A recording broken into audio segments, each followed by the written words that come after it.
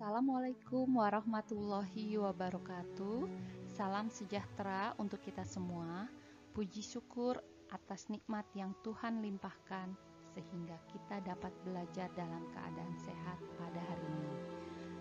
Anak-anak Indonesia yang hebat, Ibu akan menyampaikan materi PPKN yang berjudul Ancaman dan Usaha Merubah Pancasila.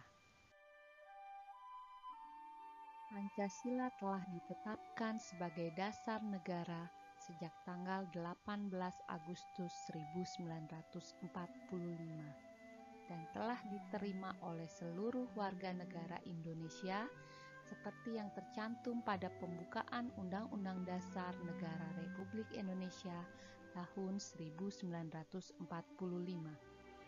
Sejak disahkannya Piagam Jakarta menjadi bagian pembukaan Undang-Undang Dasar Negara Republik Indonesia 1945, maka secara yuridis Pancasila menjadi ideologi negara. Pancasila merupakan kepribadian negara dan cara pandang bangsa, dan telah diuji kebenaran serta kemampuannya sehingga tidak ada satu kekuatan apapun dan manapun yang mampu memisahkan Pancasila dan Indonesia dari kehidupan masyarakat Indonesia. Pancasila merupakan hasil kesepakatan dari berbagai unsur yang berbeda. Dalam perjalanannya, sejak awal ditetapkan sebagai dasar negara, tidak lepas dari berbagai masalah dan rintangan. Bahkan, ada beberapa usaha dari kelompok masyarakat, baik dalam maupun luar negeri, yang ingin mengubahnya menjadi ideologi lain maupun menghapuskannya.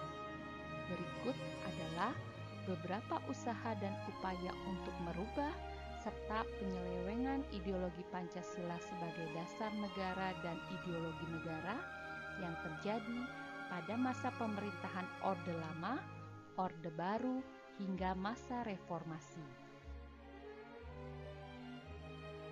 Ancaman terhadap Pancasila pada Orde Lama periode 1945 hingga 1950. Pada periode 1945 hingga 1950, konstitusi yang digunakan adalah Undang-Undang Dasar 1945, di mana sistem pemerintahannya adalah presidensil.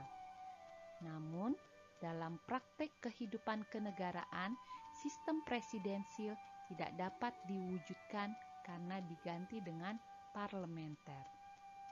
Pada periode ini, ideologi Pancasila, persatuan serta kemerdekaan bangsa mendapat banyak tantangan baik dari dalam negeri maupun luar negeri.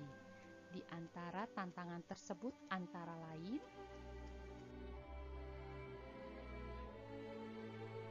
agresi militer Belanda pertama tahun 1947.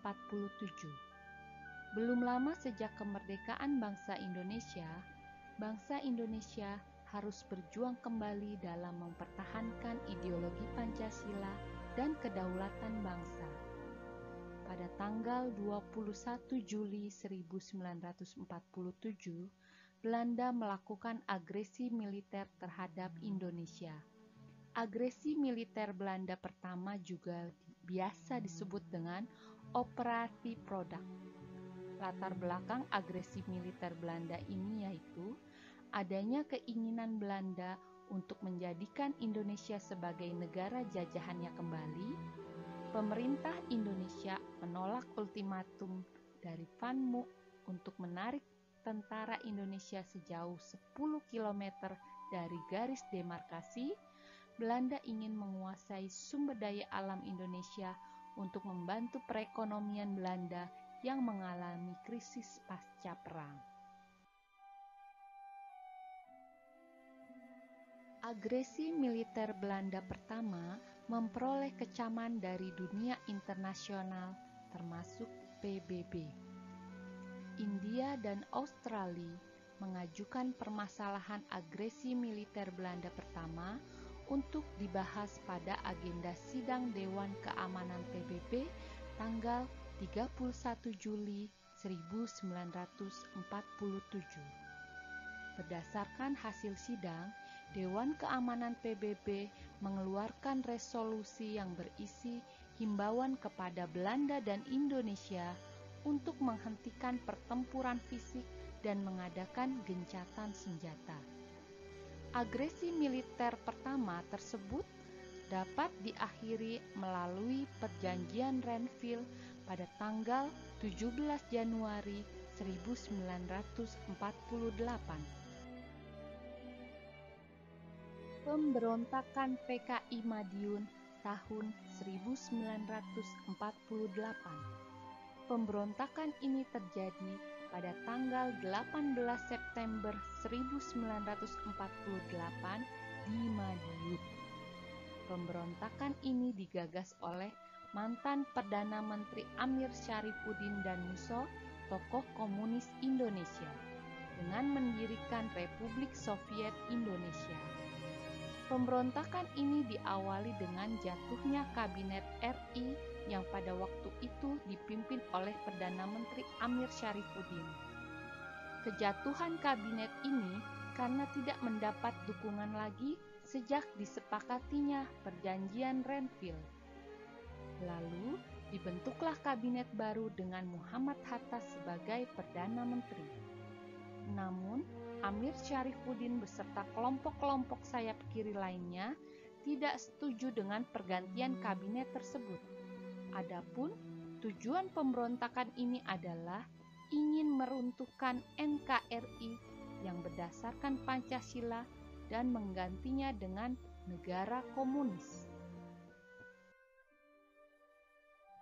Segala cara dilakukan oleh PKI dalam penyebaran ideologi komunis tersebut, seperti dengan aksi penjarahan, mengadu domba kesatuan TNI setempat, penculikan dan pembunuhan tokoh-tokoh yang dianggap bertentangan dengan ideologi. Bahkan mereka tidak segan-segan menembak masyarakat yang tidak mendukung. Bendera merah putih dirobek diganti dengan bendera merah berlambangkan palu arit, sehingga membuat masyarakat ketakutan. Selain di Madiun, PKI juga mengumumkan hal yang sama pula di Pati, Jawa Timur. Pemberontakan ini menewaskan Gubernur Jawa Timur R.M. Suryo dan Dokter Pro Kemerdekaan Muwardi serta beberapa petugas polisi dan tokoh agama. Dengan menggunakan 2 brigade cadangan dari Divisi 3 Siliwangi serta kesatuan-kesatuan lainnya yang mendukung Republik, semua kekuatan-kekuatan pemberontak akhirnya dapat ditumpas. Dalam peristiwa itu, Musso berhasil ditembak mati, sedangkan Amir Syarifuddin dan tokoh-tokoh kiri lainnya berhasil ditangkap dan dijatuhi hukuman mati. Tetapi beberapa petinggi PKI lainnya berhasil melarikan diri ke Vietnam dan Tiongkok. Agresi militer Belanda kedua. Saat bangsa Indonesia sedang berusaha menumpas gangguan komunisme terhadap Pancasila, Belanda memanfaatkan momen ini untuk menyerang bangsa Indonesia dengan dalih membantu bangsa Indonesia melawan komunisme.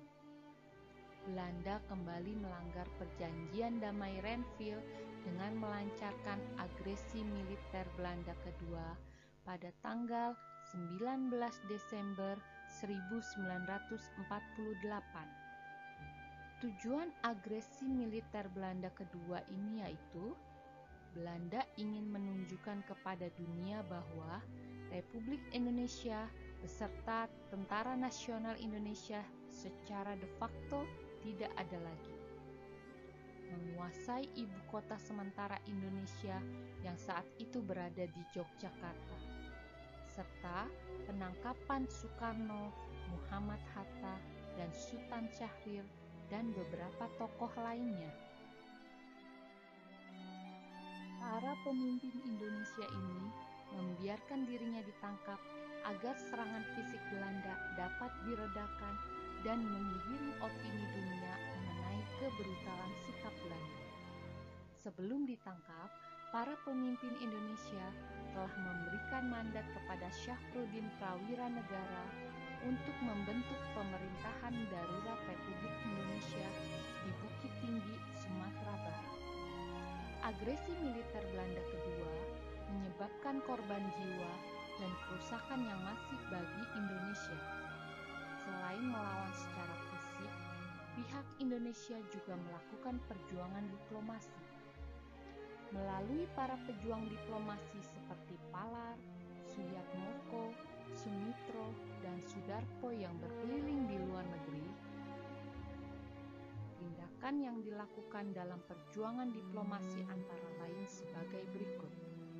Menunjukkan pada dunia internasional bahwa agresi militer Belanda merupakan bentuk melanggar perjanjian damai hasil perundingan Renville.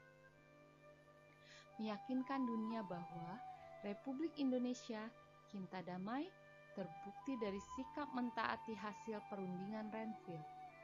Membuktikan bahwa Republik Indonesia masih berdaulat dengan fakta masih berlangsungnya pemerintahan melalui PDRI dan keberhasilan TNI menguasai Yogyakarta selama 6 jam pada serangan umum 1 Maret.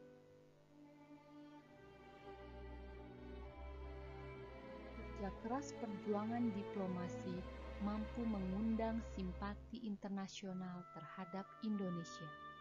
Amerika Serikat mendesak Belanda untuk menarik mundur pasukannya dari wilayah Republik Indonesia dengan ancaman menghentikan bantuan.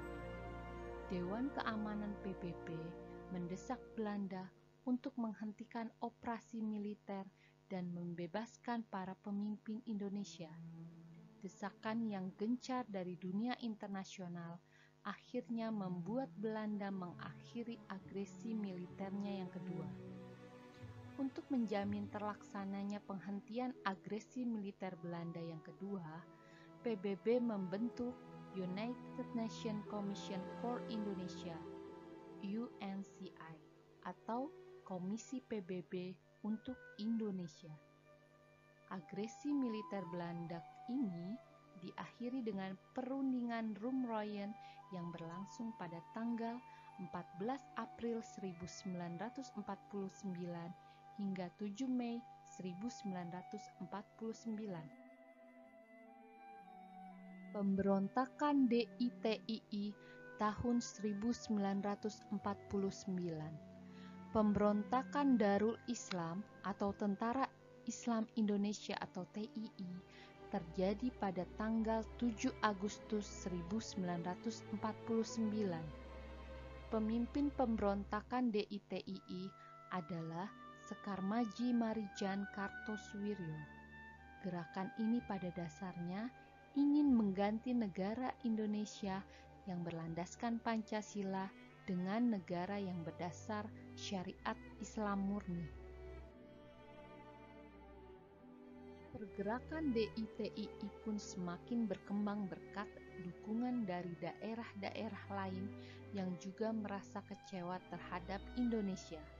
Hal ini menjadi awal terjadinya pemberontakan DITII tidak hanya di Jawa Barat, tetapi juga merambat sampai ke daerah lainnya, yaitu Aceh, Jawa Tengah, Kalimantan Selatan, dan Sulawesi Selatan.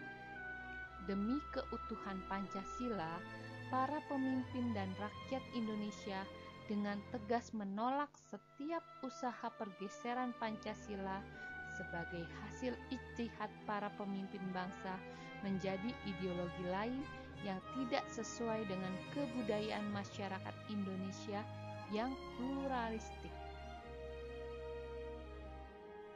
Guna menanggulangi pemberontakan dari DITII di Jawa Barat, pemerintah mengeluarkan Peraturan Nomor 59 Tahun 1958 yang berisikan tentang penumpasan DITII.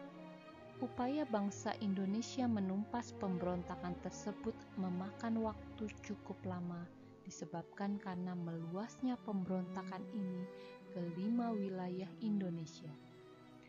SM Kartosuwiryo dan para pengikutnya baru saja ditangkap pada tanggal 4 Juni 1962 hingga akhirnya SM Kartosuwiryo dijatuhi hukuman mati. Demikian pembahasan materi kali ini. Sampai jumpa lagi anak-anak hebat yang soleh dan soleha. Wassalamualaikum warahmatullahi wabarakatuh.